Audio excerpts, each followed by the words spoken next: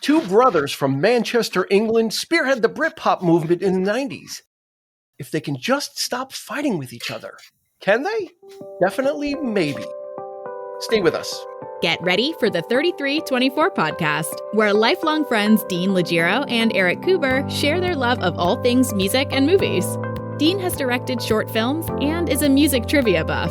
And Eric, trained in audio engineering, brings his extensive knowledge of music and film to the conversation as they discuss, debate, and celebrate their favorite albums, films, and much more. Welcome, friends, to the 3324 podcast. Another great episode coming your way. Eric, we do this weekly, and that's W-E-E-K-L-Y, not weekly. W-E-A-K-L-Y. Right? Oh. Very good. Yes. Okay. Yes, you're right. Every week. Now, before we get to anything, I need to address something. Okay. Each week or quite often, I tell everybody that they can message us from within their favorite podcast app. Yeah. Right? You can send us a message. Well, somebody sent us a message. Yeah. What I found out is we can't respond. It's for incoming messages only.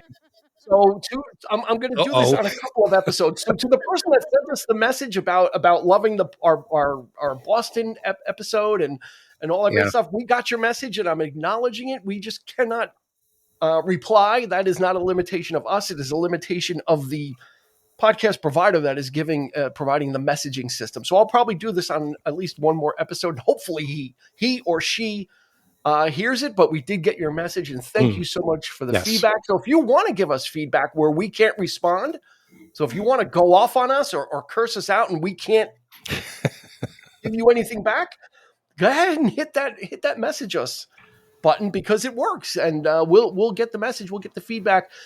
But we won't be able to respond unless you hit us up on one of our socials like Instagram, Facebook, or YouTube. So that's the public service announcement, I think. Well, it's wonderful to know we have a fan, right? We've got a lot of dude. We've got so many fans. We're worldwide. We're on the charts everywhere. Come on, it's time to own it. Time to own this shit. I have. Whatever happened to that other fan that we had long time ago? We had a fan. Yeah. I think year one. We had our right? Remember our Captain, original fan. Captain, what was his name? Captain. I don't know. We did have one original fan, but now we've got many, and we're so grateful for everybody that joins us. And if you're new, hopefully you'll become a fan as well. There's a lot of other interesting episodes you can check out. They're all sitting in the back room. They're in boxes. You have to open them up, but you can sift through. Browsing is free, so go check out everything we've got there. Let's get to the guests. First up, from the set of Clean and Sober, Christy Cuomo. She's working on the remake. Well, welcome aboard, Christy. It was Michael Keaton's birthday recently, so I'm definitely Michael Douglas Keaton. There you go. Michael Douglas Keaton. He's changing his name. He's trying to just bring it back. He's been in the business for 80 years, and now all of a sudden he wants to be Michael Douglas Keaton. Anyway, whatever. That's all fine. Our next guest. This is going to be confusing. Whoa. What? So I can send you messages and you can't respond back? On that, with that particular function. It's nice to know for me. It is, yeah. People can just yell at us or do whatever. So I can say whatever I want to, and you can't answer me. Right. Well, we would know it's you, so we. I know, but it's still nice. In this case, the person that sent this message did not give us any identifying information, which is fine. But it was either way. We'll take. Well, here's a question. I mean, you sent me the message via email. Yeah, I sent it to you. Yes. And on the bottom, I could have, it says reply. Now, if I had tried to reply, would I have been?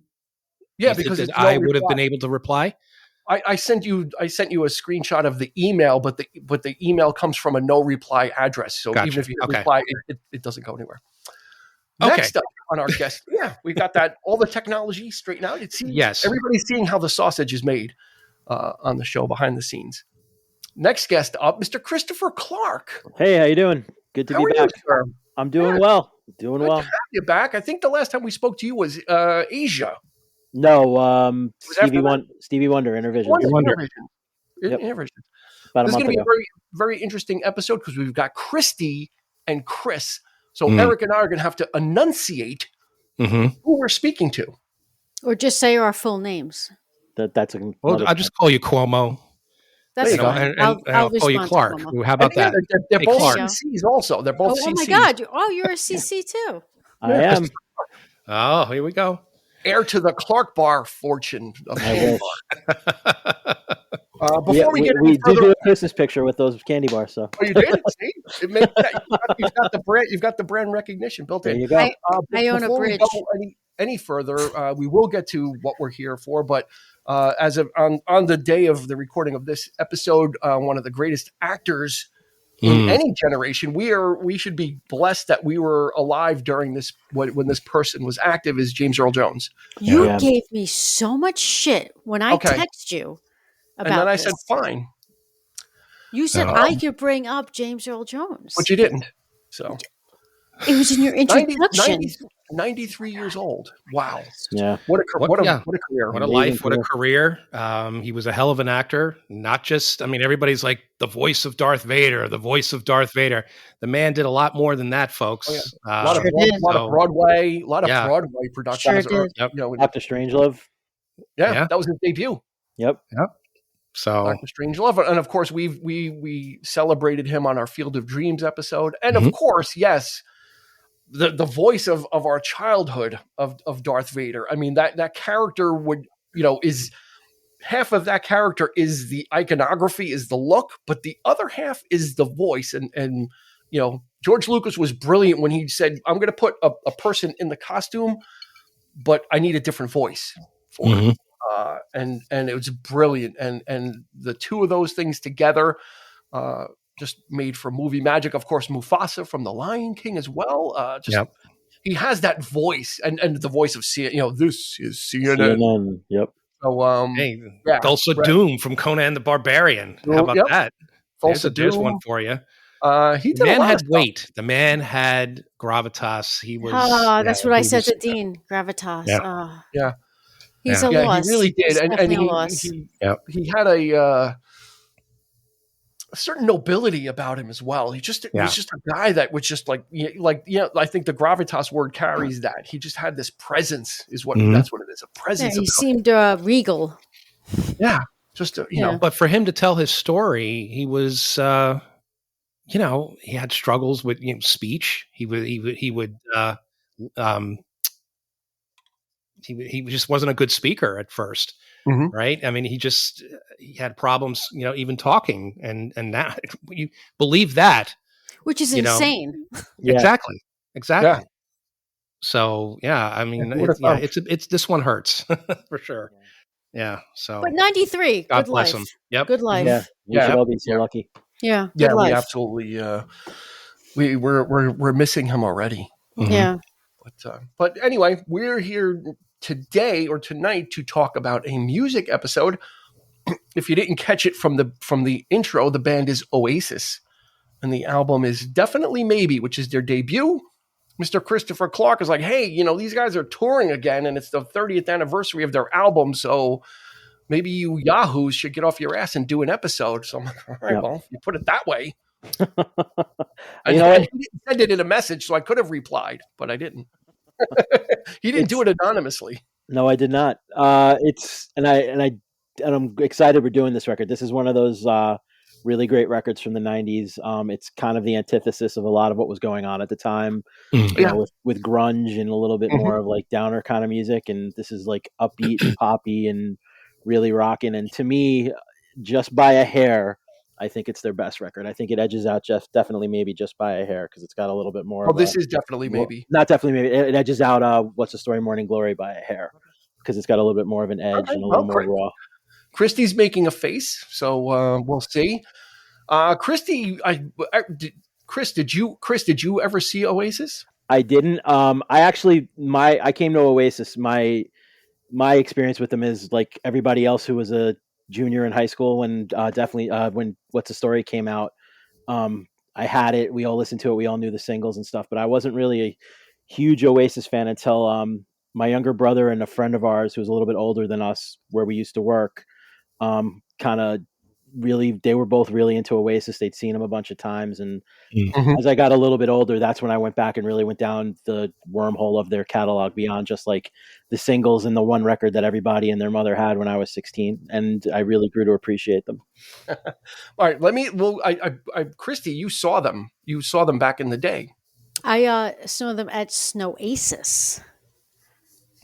So it was, oh Jesus, what was this? The mountain we went to was in New York. I went with a Hunter? bunch of friends. It might have been Hunter. And we skied all day. And then Oasis was there, and they put on a show, and it was a thing. You bought a ticket, and it was Oasis, and I saw them for that. And that must have been in like, What's the Story? Morning Glory came out in 95. So it was either probably, it could have been 96. I'm not sure. So right in their heyday. I mean, absolutely. But unlike Chris,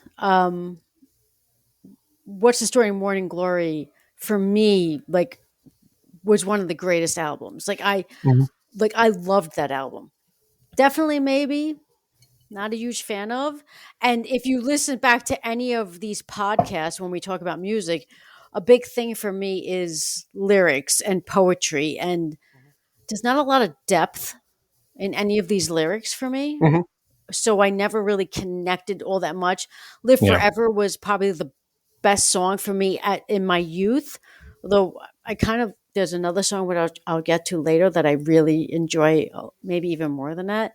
But What's the Story? Morning Glory for me, like when Noel started getting into more of the ballad writing, and to some it might have been more commercial, but that's when I really was like, oh, these guys are like, this is a really good band. Yeah. And then with all their bickering, it kind of went to shit. But yeah. All right, we will get to all that, but first we have to give you the stats like we do every episode. So this is probably the second longest time we've gone without giving stats, but we'll probably break that record eventually somewhere else. Anyway, this was released in August of 1994, produced by Owen Morris, Oasis, Mark Coyle, and or Dave Batchelor. That's a whole story in and of itself. There were 4 singles released. None of them really did anything stateside as far as like the Billboard Hot 100. I mean, some of them were on the rock chart, et cetera, but they were all big UK hits. So it was Supersonic, Shaker Maker, Live Forever, Cigarettes and Alcohol were the 4 singles. All the songs are written by Noel Gallagher, and we'll get to that too because he's got sticky fingers. Yes, he does. He sure does. It only hit number 58 on Billboard, believe it or not. It did go 1 times platinum in the United States, which means over 1 million copies. But in the UK, it went 9 times platinum. Again, these guys, and it's one of the, I think at the time, it was the fastest selling debut album when it came out. I think it's probably been eclipsed by something else, but Oasis literally took the UK by storm in a way that the Beatles did when the Beatles first started. And there was there's a lot of comparisons between them. Although I don't always hear it. I hear other. I don't either. I hear other things, but I don't hear Beatles. They were formed in Manchester in 1991. You know, the main, not to slight everybody else, but we're going to be talking about Liam and Noel Gallagher pretty much, you know, is the centerpiece of this story. How could it not be? Like Christy alluded to, with all their antics and all the bullshit between them, all the other members unfortunately kind of fade into the background. Yeah. This is actually the only record they record with the original lineup. Yeah, because they got rid of the drummer after this, and then Bonehead and Giggsy left after the 3rd album. Yeah, so then the cycle started. So Chris, you kind of alluded to, you started the conversation with this is different than grunge, and this is considered Britpop. I was looking to see what this is and what Britpop actually is. In the United States, I would have called this alternative. A little, I would have said this was grunge, but it was kind of alternative pop / rock. It certainly wasn't grunge, but it's easy to see that would get caught in the wave of all that music activity that was going on. But this was something different. What was going on in the UK, right? Right. Well, it to me, I mean, you think about it, a lot of the bands that they probably get associated with are, the Manchester bands. I don't know if you compare them to be like the sound of like the Smiths, but they often get lumped in with the Smiths because they're both from Manchester. You've got bands like the Stone Roses and Primal Scream and those kinds of bands, which are a little Blur with their contemporaries. Blur, yeah, right. And they're all like real rock and roll bands, but not like but they have a little bit more of a poppy feel to them than I think some of the other stuff that was really popular at the time. But that kind of stuff was really big in England. So I mean, which is why like even today, Oasis is a stadium band in England, where I don't see how they're supposed to play MetLife Stadium in New Jersey when they come to the United States. I don't know how that's actually going to happen because like they never played any place that big in the '90s. So are they really? You don't think they'll be able to pull it off? I don't know, man. To me, like they never played any place bigger than the Garden. I think my brother saw them on a tour. They played Roseland, which is what, like 1,000, 2,000 people. Roseland Ball. Yeah. So I don't. Eric and I saw Huey Lewis in the news. We did in a packed. It was packed. The heart of rock and roll was still beating. Yeah, it was before they got big. Yeah, we'll see that. Part of the like I said, inspiration for doing this episode is they've for years been at their each other's throats, or just tossing hand grenades at each other in interviews and just really dragging each other. They don't seem to really like each other, but out of nowhere, all of a sudden, hey, we're gonna get back together. We're gonna do a tour in 2025. I mean, I heard somewhere that I heard Noel said he owed that Noel has a divorce settlement. And that might be why, because he owes millions of dollars in a divorce settlement. And now I thought it was reverse. I thought Liam was the one who was, was it Liam? He was struggling financially, and he kept asking Noel, like, "Can you help me out?" And he's like, "No." Well, I could be wrong. I know that someone needed money. I do know that for sure. Yeah. and Eric, when you need money, what do? You reform and you go back to the well, right? Of course, yeah. So would this be something you'd be interested in seeing, Eric? Would you be interested in seeing them? No, not at all. No, I to be honest with you, I was never really a big fan of Oasis. I mean, the music to me is, it's I think it's definitely of its time. I prefer Blur. If I had to make a comparison to Blur, seems to have the eclectability. Oasis, to me, everything that sounds the same. It's that whiny, kind of thing. And it was never on my radar. I mean, the hits were, some of the songs were great. But then when, as soon as one of them, I don't know who said it was either Noel or Liam, said they we're better than everybody else. Oh yeah. I'm like, fuck you. We're better than the Beatles. No, I don't think so. That's that you draw the. I mean, everybody is an asshole one time or another. I guess it's just the business, But I mean, these guys seem to really like pile it on, and they just one thing after another. It kind of reminded me of like Axl Rose and his antics and those kind of things, and just they were curmudgeon even before they got old. They were just talking. Yeah, they was talking shit about everybody, and it was just like, wow.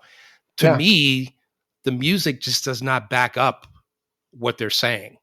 I'm sorry, but that's just I know. It's an interesting thing. They almost seem like soccer hooligans the way they act. Like they just are just like really awful people. But when they got on stage, there was something there. I mean, Christy, what drew you to even the later stuff when you got into them? Was it the because there's a couple of different things about Oasis. Liam Gallagher has a very particular way of singing, and after listening to this album a whole lot, part of it is Johnny Rotten.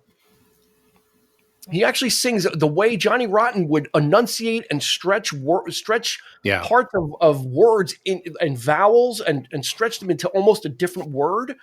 Liam very much does that, which makes it a very particular style of singing. So was that what grabbed you? No, actually, on this particular album, it kind of annoyed me. The dragging out of every syllable of every last word. Yeah. I with the exception of Married with Children, he does in every song. And it becomes a little nauseating, and that might be because added with the I was a very big fan, and to this day, I'm still a very big fan of their second album. What's the Story, Morning Glory? Like I like it. I actually think the writing has more depth. It's more ballady. It just is a better album in my personal opinion. But even with all that, like once the drama started with these two, it was exhausting. Like even as like an 18-year-old kid, I'm just like, I don't care. Like you have all these other bands and you're listening to them and you're enjoying their music. And I'm 18 years old. I don't need your bullshit. Like on top of, like, I just want to enjoy the music. Like I just don't want to. I just don't want it to be part of the story. Yeah. And so after that album, like I honestly, I kind of lost interest in them. Still will listen to the album, still love the album, but it's just one of those things that I don't know. Yeah, it's too bad, Chris, when the outside stuff eclipses the music, because this album, I never really, I knew like 2 or 3 of the songs on this album, but never really gave it a listen. And this is really a sonic. This album is like a sonic attack, which is definitely different from their follow up. So to Christy's point, like this is like bombastic guitars, and part of it. Before I kick it over to you, Chris, part of it was the problem with the producers is they had worked with this guy. Batchelor, David Batchelor, initially, and it didn't work out. They hated everything he was doing, so then they went back and they had an opportunity to re-record. They weren't that thrilled with what that guy did, so Noel Gallagher, he writes all the songs and plays guitar. He kind of put a whole bunch of guitars on top of everything to kind of what he thought was fixing it. Because they're like, we're going to have to use what we have because we're not going to get a third chance to re-record this. And then they gave it to another producer, and he said, we got to take all of the shit that Noel put on. It's too much. We got to take it off, and they did kind of have to do a little surgery on some of the stuff. I mean, I personally like the guitar sound on the record. I think it's one of the things that I like. It's just I like that. I like his distorted tone. I like I don't know. I like it. To me, it's one of the things that I know it's all kind of like pushed. It's almost like what's the word, redlined a little bit, but I think to me that contributes to the sound. I know it's definitely not as melodic or as like built around like more traditional song. To me, it's just it's almost got like a punk rock vibe, and that's what I like about it. To me, this record has a punk edge to it, and part of what contributes to that for me is the guitar tone. And honestly, Tony McCarroll, who's the drummer who didn't make it into the second record, I think his drumming, as basic and as simple as it is, it drives all those songs, and it's that driving rhythm and the guitar tone that to me I really enjoy this record. I could listen to it wherever the needle falls. Yeah, and I think that's it makes a nice counterpoint that this album was kind of like that. Like, and I noticed the same too. Same thing that Christy said is you don't really get anything super different until you get to the very last song, "Married with Children." So a lot of this album is very much in a certain way that they're trying to literally attack each song. Like that was the thing, is kind of.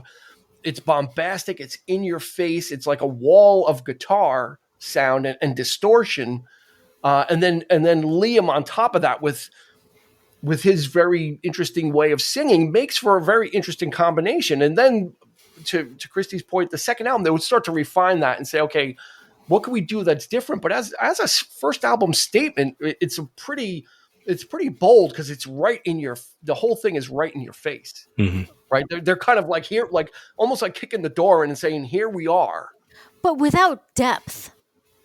Like when you listen to the again, from my perspective as someone who writes, who lyrically like looks at the music, the lyrics as poetry before anything else. Sure. When you read the lyrics or you look at it, it's almost nonsensical. There's no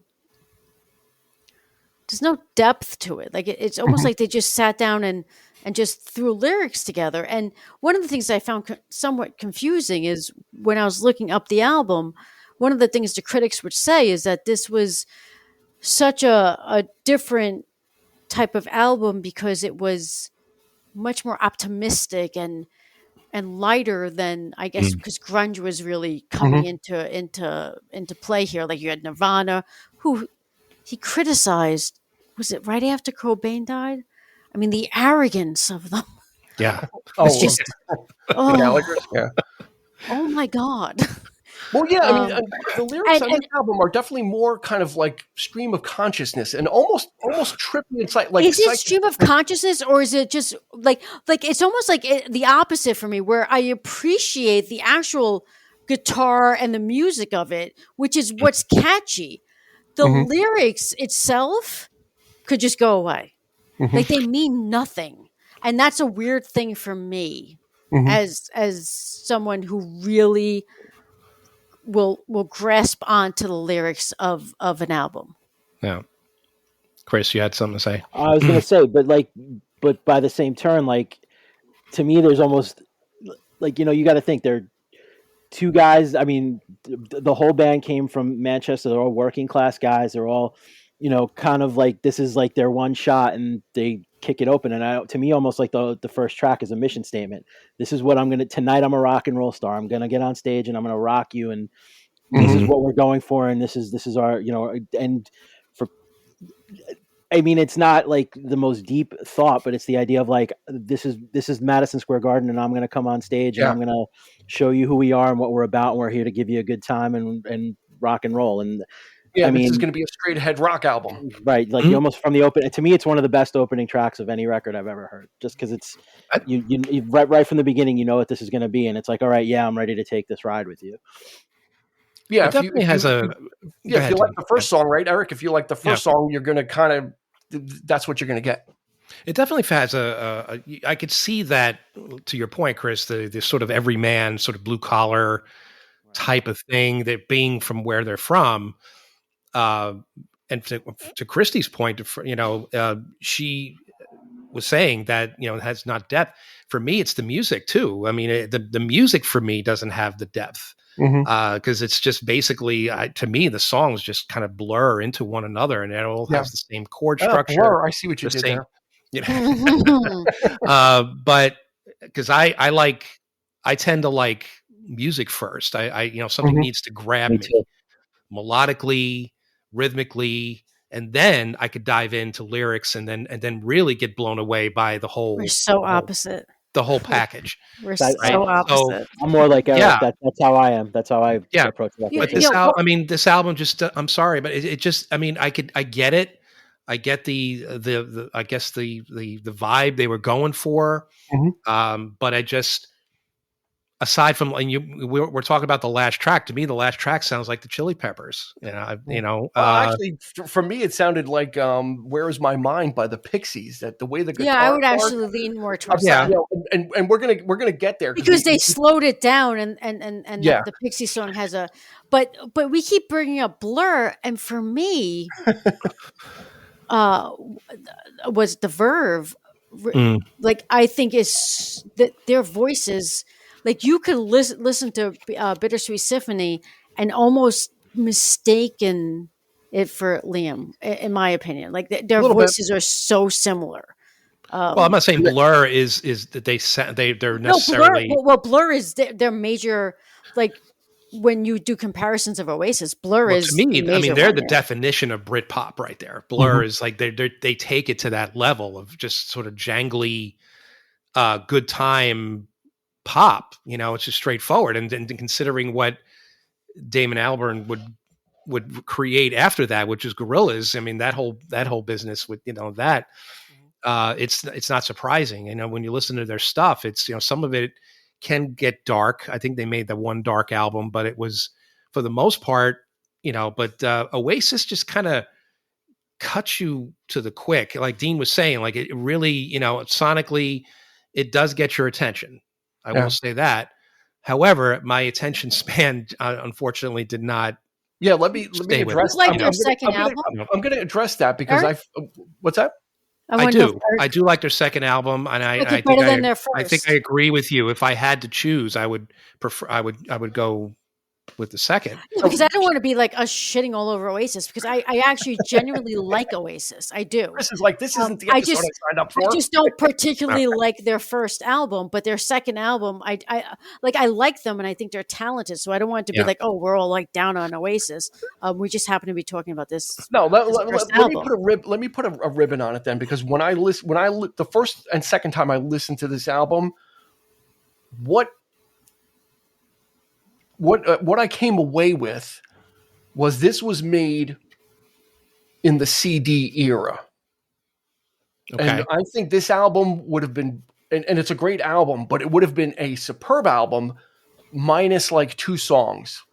Like if this was really a true like LP length, which it is, it's 51 minutes, but I think pulling out like just two songs kind of, I think, would tighten up this album. And make it a little less what Eric's saying, because I found that too. I'm kind of like, okay, but after you go, when you give it a few listens, you start to hear the different nuances and you start to pick up on those different things, right? I mean, Chris, to the casual listener, you're going to get bombarded if someone's going to go listen to this that never did before. They're going to be like, oh shit, like, okay, it's kind of in that trajectory, almost like an AC/DC album, where when you listen to AC/DC, you know what you're going to get, and there's not really going to be a variance. And I don't mean that as a bad or a good thing. No. Okay. I mean, like I said, I liked a lot of that kind of like the kind of music that's on this record. I listened to a lot of that growing up, and I love punk music. I love hardcore music. I love a lot of that. I love metal, so like a lot of that distorted guitar and driving music, that's kind of what grabs me. And then there's also, to me, a pop sensibility to it as well, which sucked me in even further, because then it appeals to that part of my musical interest as well. So like to me, it has elements of everything that I like. And again, I'm more like Eric. I'm more music than I am lyrics. So to me, it's like kind of like something I could sing along and like, pogo to, and I'm good. So like, but so that's why this one, to me, it's just, it's a good rock and roll. To me, it's a great rock and roll album, and there's nothing more to it. It's just, it's good. If I want to crank something up and go for a drive and really rock out, this would be an album that I would pop on. Yeah. I mean, tracks like Up in the Sky, Columbia, Bring It On Down. I mean, there's a lot on here, and as I listened to it more, I was able to kind of really discern. But I get where Eric is coming from, and I get where Christy's coming from, because I was kind of in that in the very beginning. I'm like, wow, this is kind of overload. But again, they were kind of almost stuck with the stuff that they had recorded and the way they recorded it, that they had to kind of almost work with what they had. So the fact that they were able to kind of really pull out such a strong statement out of the ashes of 2 attempts at recording the album is really says something for, and Liam, and Noel Gallagher is one of the first to admit that he's not the greatest guitar player. He's not the most proficient.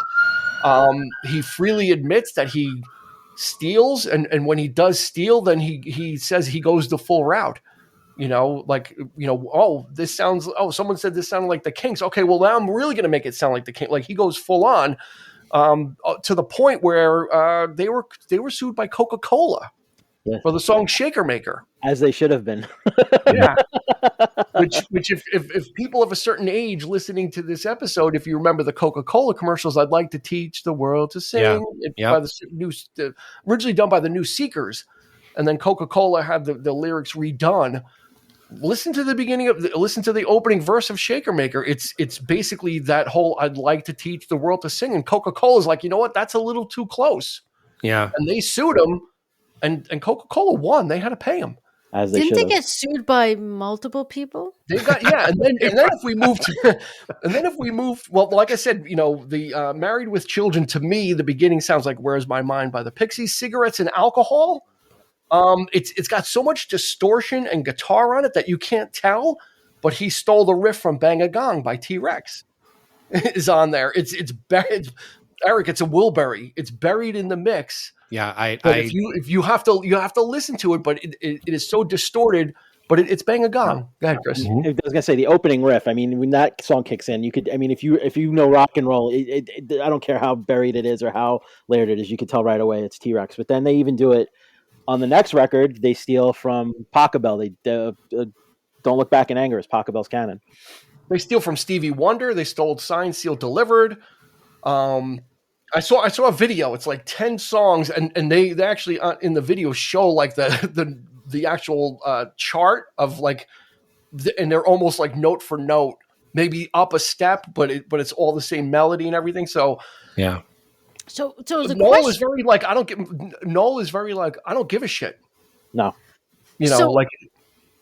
The question is, because of Noel's arrogance, which we've already acknowledged. Does he think that he can take the original riff and make it better?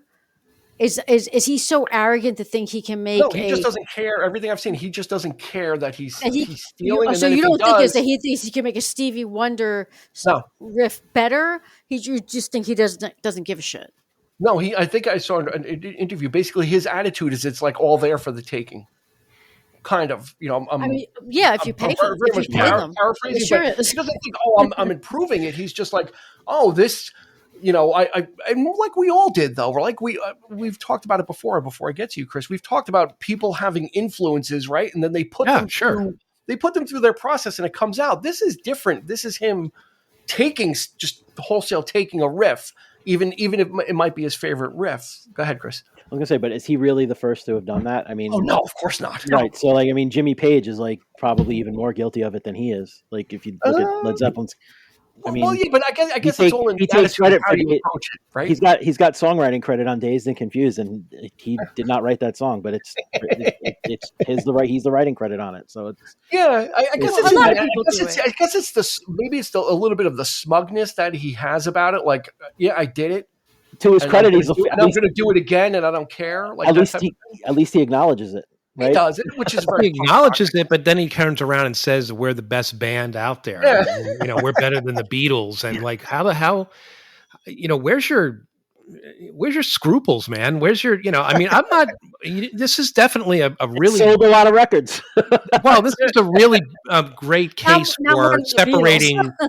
For separating, the art from the artist, right? I mean, we talked about that as well. Mm-hmm. Like, sometimes people are just so, you were so sick of the drama and the bullshit behind the scenes that you're just like, when you find this stuff out, unfortunately, not a lot of people do. Like, they don't really care about that stuff. They just like the music.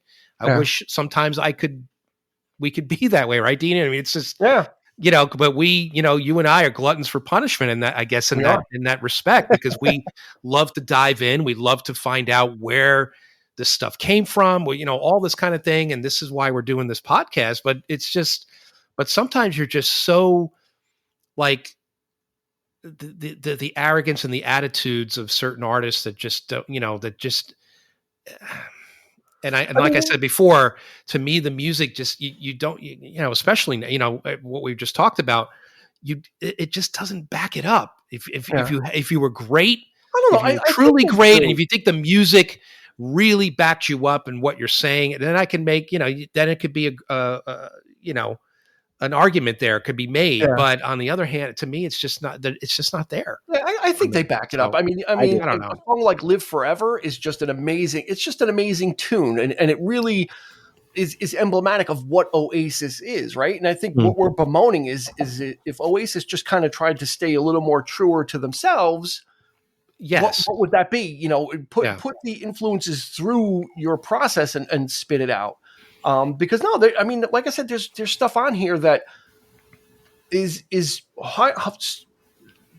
wholly their own. Like, it's totally their own, like "Live Forever" and "Columbia." And like I said, Supersonic. I mean, I don't want to drag these guys, because of their attitudes. They're still made an album that was the fastest selling in UK history at that time. So that has to count for something, because it's not a gimmick. This isn't like a pop album like Thriller where all of a sudden everybody grabbed onto it. This was an album that didn't do well in the States, but somehow grabbed on in the UK and became a monster. So it wasn't on the back of all the hype like Thriller was or Born in the USA was, where it just kind of steamrolled. It never really hit the USA that way until their next album, until they were kind of really start to then evolve. But I think as a statement, even with the spot, I mean, we could pull out ELO and do the same thing. I mean, we could pull out everybody, and we've done it with Genesis too, Eric. We've said, that's from, so they're all guilty of it. It's just of course. I guess maybe it's the brashness with which they are like, yes, and like, yeah, so type of thing, and everybody else is just kind of like, well, we'll make it go away. A lot of the artists that we love often would say we're paying tribute to the bands that we love. This is my homage to whoever, whatever. Yeah, not from these guys. They're like, no, they're like, and we'll do it again. Go ahead, Christy. Go ahead. Speaking of Genesis. Yeah. Oh, here we go. You know this story, right? He didn't have a lot of kind words to say about Phil Collins. No, nobody loves nobody. Everybody hates Phil Collins. Yeah, but I think he called him the C word. Like I think he literally he called him the Antichrist. Antichrist of music. Did he call the Antichrist to music? Yes. Yeah, like and Dean, like I'm not saying that. Like I don't like this album. I love their second album. Mm-hmm. This album to me is okay.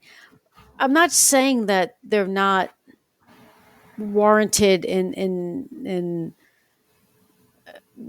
the pop culture, or like they don't have a place. They certainly do. Mm-hmm. And they came out from nowhere. Like they weren't, like you said, with Thriller and everything else, but they just,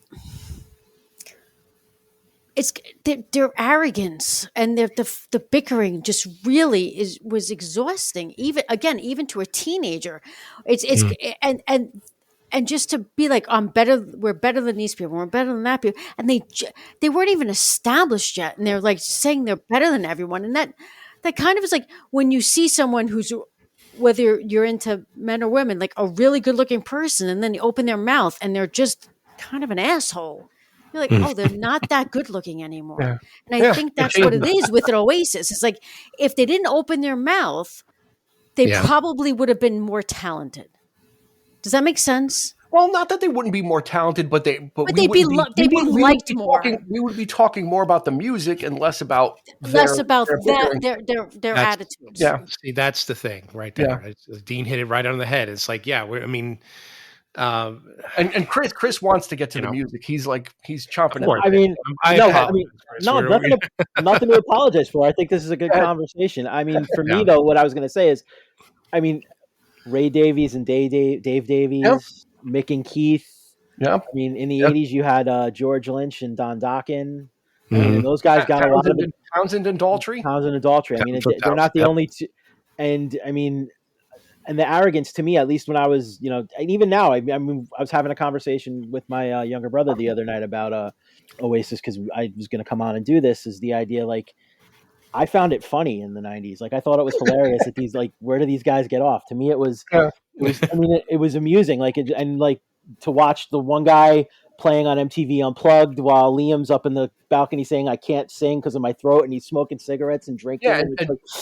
Yeah, they had heckling his brother when he was supposed to be on stage is one of the most awful things ever. They had a tape where they were arguing about the Beatles, and it went into the charts in England. I mean, that to me, all that shit. And then my brother went to see them when he saw them at Roseland. Liam and Noel were fighting on stage. Liam put his tambourine on his head and just stood in Noel's face while Noel was playing. They were just fucking with each other the whole time. Like, I mean, to some, I can see Christy's point where it's really annoying, but it caught attention. It made people see who these people were, and I don't know. To me, it was comedic. It was so it was to such an extreme that it was absurd. Like, it was almost amusing to watch because it was so ridiculous. And here's the thing: is Christy, hold on one second. Here's the thing: is it's not a gimmick. No, they really do. They really hate each other. Like, you never hear like, well, you know what? These guys are actually really nice, and they're it's kind of like weren't invited to each other's weddings. Yeah, genuinely hate each other. Yeah. I got one more story. Another Noel story. Since this is going to be what this episode is probably going to be about. Is they were getting an award. They won an award, and Michael Hutchence from INXS was the presenter. He gave him the award, and Noel takes the award and he points it at Michael Hutchence. and he says a has-been shouldn't be given an award to will-be. That's way too arrogant for me. Or to like a has-been shouldn't be given an award to gonna-be's. Oh my God! Like Michael Hutchence? Are you fucking kidding me? Come on! In the '90s, INXS were still huge around the world. They were absolutely like again. Like I think that's the way these guys really are, though. So it's not an act to like provoke. That's their natural like raconteurs. They're natural like provokers. Like they do it to each other. They do it to whoever, and they don't care. And you know what? That might be a little refreshing. That they're not trying to put up this facade that then falls. Right, because how many rock stars are actually like that? Yeah, because then we're disappointed to find out how they really are. These guys are like, here, this is the way we are. We are jerks. We can be jerks. We're most of the time. Okay, but here's some great music that kind of almost seems like what's real? Is the music real, or are the brothers real? Like it kind of makes you think because. Okay, Dean. They make fantastic music. Or do you get one without the other? Like, do you get like is the fact that they're such dicks to each other part of like that I don't give a shit attitude is what drives what they do? We're going to put out what we put out, and this is who we are, and then they deliver. I mean, you've seen them live. I know anybody I've ever who've seen them live, so they're fantastic. I mean, and I think it's part of that like reckless I don't care attitude that makes rock and roll so beautiful. I think is part of what and I'm not saying that they're good people. I'm just saying that I think that's what drives their talents. It's a good point, Chris. When you have this drama, let's take Guns N' Roses, Dean. How annoyed were you? Guns N' Roses. How annoyed were you when Axl Rose made you wait? How long? How long did he make you wait before he came on stage? Yeah. And is it worth hours? Is it worth it? Like when he comes on, aren't you like fucking like? Are you fucking kidding me? Like, why do I have to wait for you for 5 hours to come on stage? I can't remember that far back. But it's kind of the same thing. It's like I get what you're saying. With Oasis, with the drama, with Guns N' Roses, with the waiting, it's like at what point is it like just fucking play your music because that's what I'm here for. Like but at least they show up on time and play the music. There you go. So their squabbles are internal to Chris's point. No, they just fight on stage. They don't do it backstage. They don't involve the audience. They don't. At least they still do. And they. My brother will tell you that show where he saw them arguing. He says it's in his top 5 shows that he's ever seen. Really? See, you get something memorable, and it is something to remember. Yeah, I give it that. That's And Liam has a very particular way of singing live. He puts his hands behind his back and he sings up into a microphone. So they're as a visual thing. They have a lot of interesting parts to them, right? And I think with this album, I think you want to, because they were fighting even during this period. But I think we need to kind of separate that. Like we did spend a lot of time. We spent a lot of time talking about that. But I don't want people to not check this album out. Because of it, maybe in spite of it, you should check it out. Maybe you should say, you know what, these guys sound like awful people, or they just can't get along. But like I said, when they go into the studio, it seems like they're able to. You would think that the stuff would be rambling, meaning like directionless and kind of like where is this going? As bombastic as it is, each song is very focused. It's got a point to it, even if they're very similar sounding. And like I said, for a debut album statement, I think it's very strong from them. And to Christy's point, like we said earlier, they would continue to develop and make stuff like Champagne Supernova and all those great other different style songs that Noel would, because he was the principal songwriter on the first 3 albums, that they would, despite all that, they would develop, and they still had the higher vision of making this music. And they held on to that as long as they could, despite themselves, to continue to making music and battle. A lot of bands would not make it past, these guys are throwing fists and they're brothers and they're not really liking each other. A lot of bands wouldn't make it past that. They would just destroy each other. So it's definitely an album worth listening to. Yeah. And I would say if you're going to listen to this album and then listen to their second album to see that growth and to see how they developed, even with all of the animosity between them, with all of the the resentment and the anger, because they genuinely wanted to be successful despite themselves. Like they just couldn't get over themselves. They're a good band. I'm not saying that. It's just there's definitely a hunger on this album, right, Chris? Yes. I think that's what it is. Is this album is heavy. It's heavy. It's in your face. And like you said, the first track is kind of like, yeah, here we are, swinging fists and everything. But and again, you don't really get that. You don't get that conflict on the record, though, right, Chris? I mean, it's behind the scenes, but it's nowhere. It's not present. So to me, there's a go for the throat vibe to it, and to your point about it being behind the scenes. If anybody's interested in really learning the history of the band and where they came from and how they evolved, it's on HBO Max right now. A24 put out a documentary called Supersonic, and it's about the history of the band up to where they played.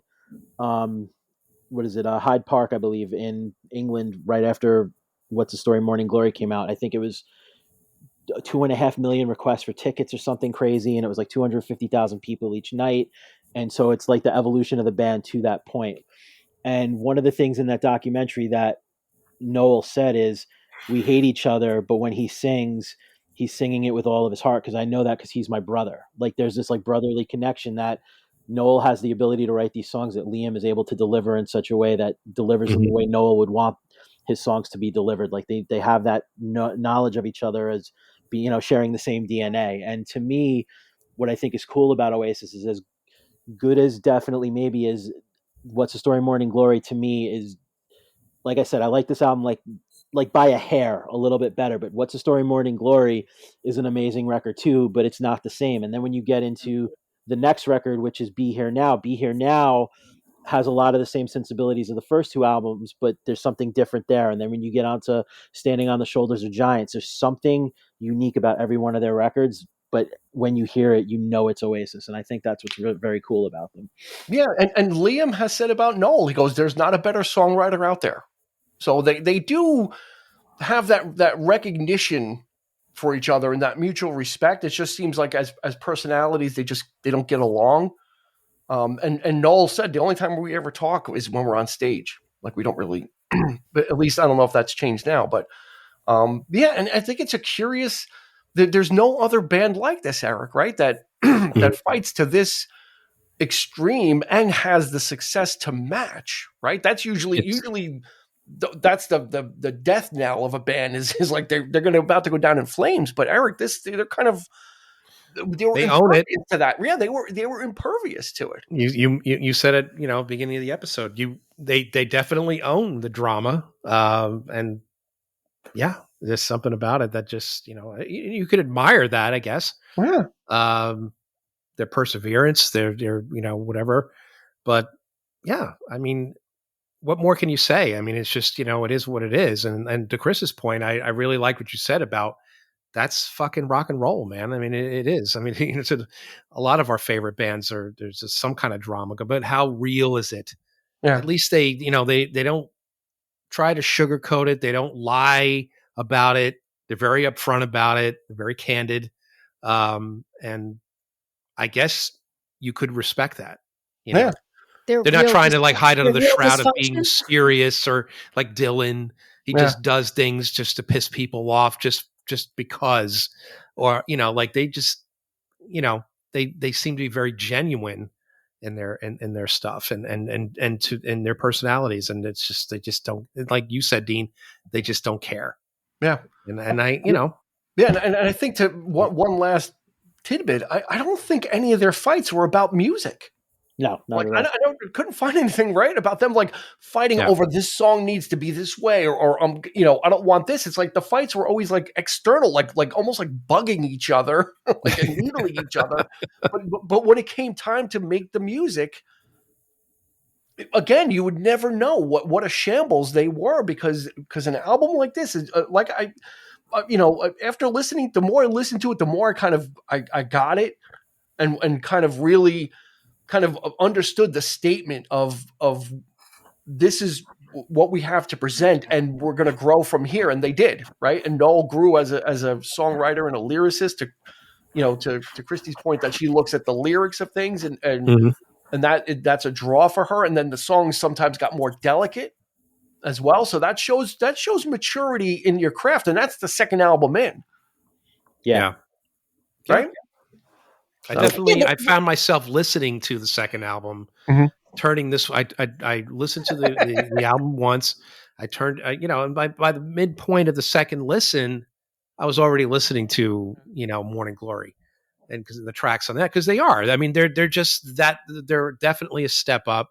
Yeah. And they were of their day, and that's the stuff that I like about, you could just try to divorce yourself from the whole like bullshit, and just, it doesn't bother me. It doesn't, and just be like listening to the songs, because they are well written and they are strong. So yeah, I mean, it's just one of the things you get from the album is how hungry they are. Yeah. And I think Chris touches on that more than any of us, where like even with Rock and Roll Star, like they want this, like they genuinely want to be rock and roll stars, and they everything they're doing is for that. And so you do get that energy in it, like where they're trying, not that they're trying so hard, because I don't want to sound like it's not coming across, but they're putting all their effort into it. They're leaving it all in the studio. They're leaving it all. They are, stage, and you can appreciate that. Yeah. Whether you like I don't particularly like the lyrics, but I enjoy more of the riffs and the music, which is a very opposite thing for me. You do have to appreciate it, and I think for me, again, in the second album, it all comes to fruition. Yeah. But they really wanted it. They weren't just bullshitting their way through it. They were genuinely trying. Yeah, and I think no matter if it's the first album, this album, or any of the subsequent ones, it's squarely Oasis because of Liam, because of his unique vocal style. Like, there's no one. I don't think anybody's even tried to imitate him. Like, it's one of those things that's very singular. His enunciation and like I said, the way he plays with words and stretches vowels hasn't been seen since. And there's a couple of I read some other things, like other artists that he may have taken. But when I was listening, I'm like, I think of like, what's the Pretty Vacant, or I forget the other Pistols song, but yeah, very much the way Johnny Rotten plays with the vocalizations. Johnny Rotten was almost making fun of it and really kind of almost spitting in the face of it, the way he would would have a little snarl behind it as well, and some like kind of like a little spit. But Liam is much more smoother with it, and almost doing it as an artist would, and just kind of really gently playing with the vocalizations and playing with where to stretch a word out to make it fit within a verse, which is really brilliant, because sometimes if you just look at the lyrics, it's like it doesn't seem like they're saying a lot, but when he starts playing with the length of the words or how he's saying it, it kind of enhances the song as well. It's as important what he's doing as it is to it's almost like the anti backdrop to the guitar assault is how Liam is approaching he's not approaching the songs like a hard rock vocalist, right? Or like a metal vocalist, because the backing tracks on this are very heavy, but he's taking a different approach to it. He's not screaming, right? He never really screams, but he's delivering vocals that is a counterpoint on this album to what's behind him, the backing tracks that are so heavy and so dense, right? They're so like thick almost. That I think there's something unique there. Yeah, and it's not your typical. Like the guitars have a very like you said, like hard rock or punkish feel to them, but like so he and you would hear somebody screaming over that, like, yeah. and he's not doing that, which is he's making it his own and working within. I'm sure working within his limitations. Like he realizes like he's not going to be Freddie Mercury, so he's using what he has and to great effect. Yeah, and it made a totally unique sound, and I think even back then, oh, absolutely, when it came out, it was very again, especially in the wash of all the grunge and all that kind of angst-filled kind of vocalizations, to hear something as heavy but with different vocal stylings was like, oh yeah, okay, yeah, this is kind of interesting, right? It's kind of something similar but different because of Liam. And even though it is heavy, there is a heaviness to it. It's still brighter sounding than, say, like, a Nirvana record, or or any of those other bands, like a Soundgarden record. There's a brightness to it that those don't have. Yeah. So, should we talk about favorite tracks? Christy, do you have any favorite tracks on this album? Yeah. Well, "Live Forever" would have been was my favorite track off this album. When it first came out, when I first heard them, and I don't know why. Maybe because it's different. Maybe because they stretch it out. It's different than every other song in there. But I really like "Married with Children." Yeah. It's not really an upbeat song. I mean, it's kind of mean. It's a weird album closer. I think that would have done, for me, it would have been better in the middle of the album, because it would have been something different to break things up. I thoroughly enjoy that song. Yeah. I thoroughly enjoy it. And maybe because also for my ears, it was a little bit different. Yeah. On the album, like it just broke up like the monotony of how every other song kind of sounded. So I can't really put my finger on it. But I really like "Married with Children." I mean, "Live Forever" is a great song, though. It really is. Yeah, it's absolutely like one of their calling cards. Chris, what it about still you? Stands after 30 years. It's still a solid song. Like I said, "Rock and Roll Star" to me is one of the best album openers ever. I really dig "Supersonic." "Slide Away" has always been a standout track to me, and I don't know, for whatever reason, I kept gravitating in the last few days to "Digsy's Diner." I don't know, there's something about the bounce to that song, and the piano and the piano riff in it, and all that kind of stuff. So yeah, there's, like I said, on the surface, it seems very same.